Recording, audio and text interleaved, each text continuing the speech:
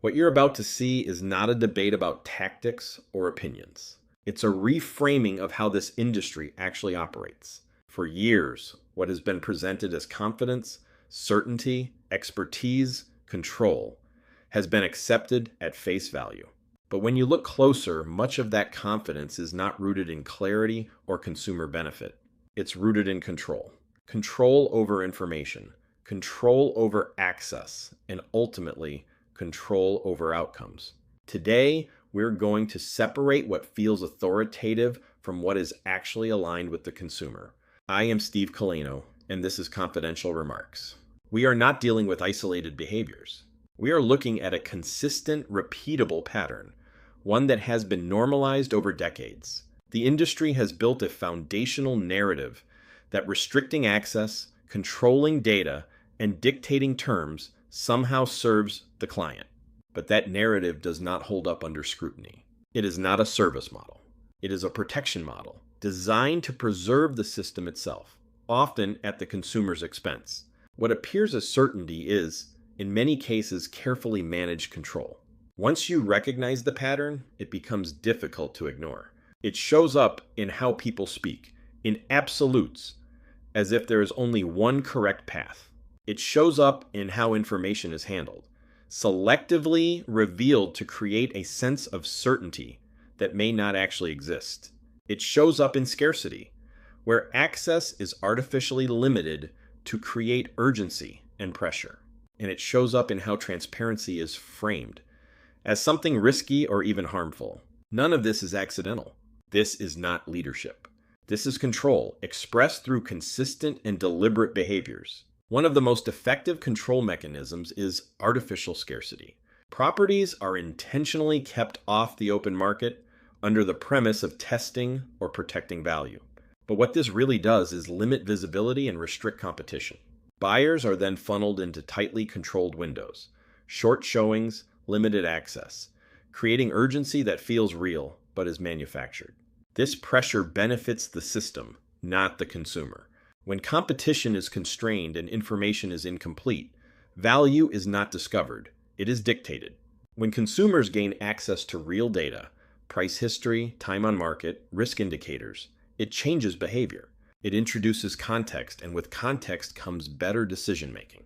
But instead of embracing that, the traditional response has been to discredit it, to label it as misleading or negative. Why? Because transparent data removes the ability to shape perception. It replaces narrative control with observable reality.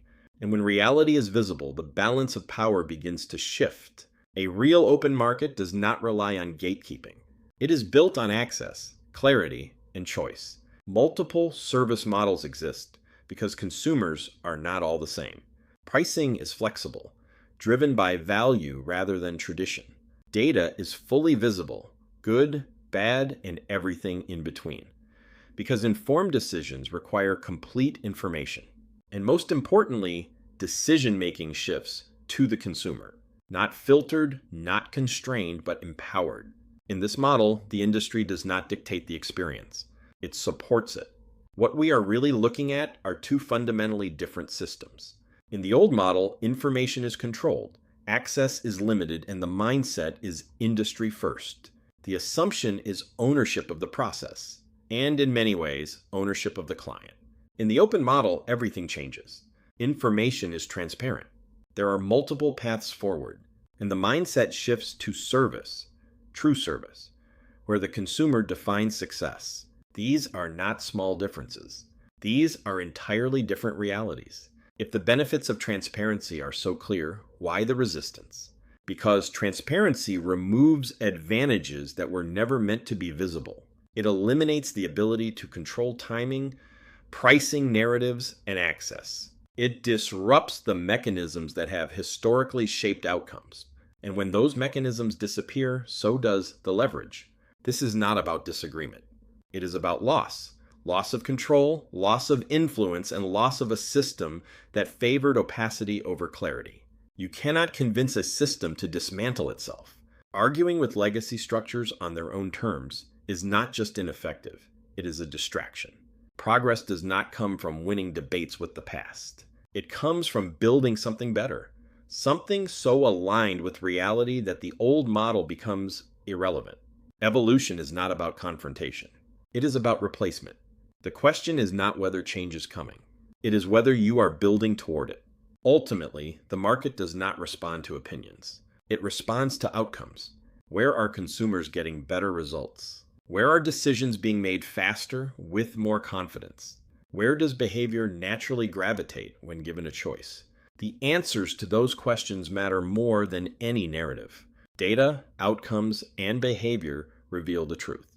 And when those align with transparency, the direction becomes clear. Confidence that is not grounded in that reality does not last. The shift is not coming. It is already happening. Consumers have seen what transparency looks like, and they are not going back. The illusion of authority is fading because access has changed the equation. What remains is a simple choice. Recognize the illusion, embrace open access, and build systems that empower or resist and fall behind. The future will not be defined by who holds control. It will be defined by who aligns with the consumer. The only question left is who adapts and who doesn't. This has been Confidential Remarks.